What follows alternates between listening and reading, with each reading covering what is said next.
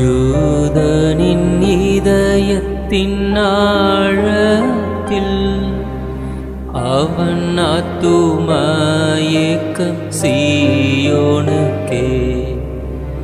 அவன் கண்கள் தூர கிழக்கினிலே சீயோனை நோக்கியே இருக்கும்.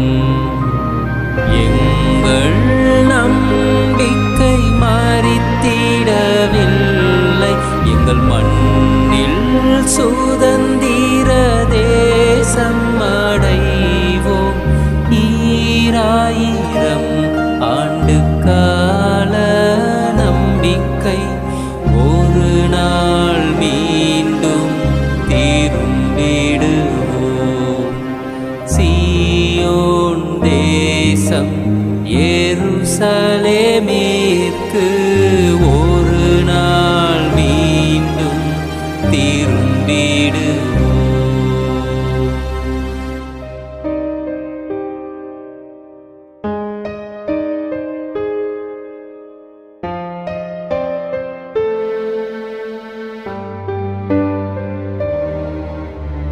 யூதனின் இதயத்தின் ஆழத்தில் அவன் ஆத்தும ஏக்கம் சீயோனுக்கே.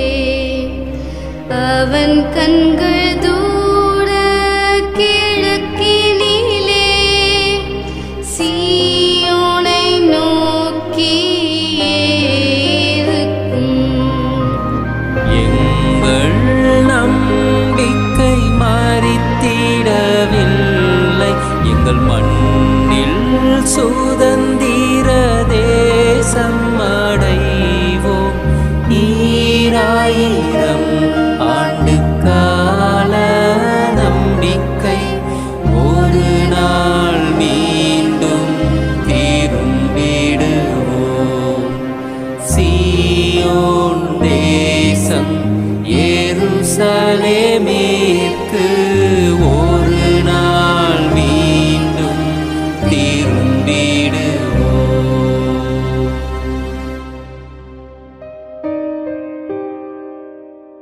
நீங்கள் இப்போதுதான் ஒரு தேசத்தின் அழுகுரலை கேட்டிருக்கிறீர்கள். இது வெறும் தேசிய கீதமல்ல, துன்பத்திலும் துரோகத்திலும் அழிவின் எல்லையிலும் வாழ்ந்த ஒரு மக்களின் அழைப்பு. ஆனால் ஏன் இஸ்ரவேல் எப்போதும் போருக்கு தயாராக இருக்கிறது? ஏன் அதன் தாக்குதல்கள் ஆக்ரோஷமாக இருக்கிறது? அதன் ஆக்ரோஷத்திற்கு பின்னால் ஏதாவது காரணம் இருக்கிறதா? அதன் மீதான வன்மம் எதனால்? அதன் நிலம் திரும்ப பெற்றதா அல்லது கைப்பற்றப்பட்டதா?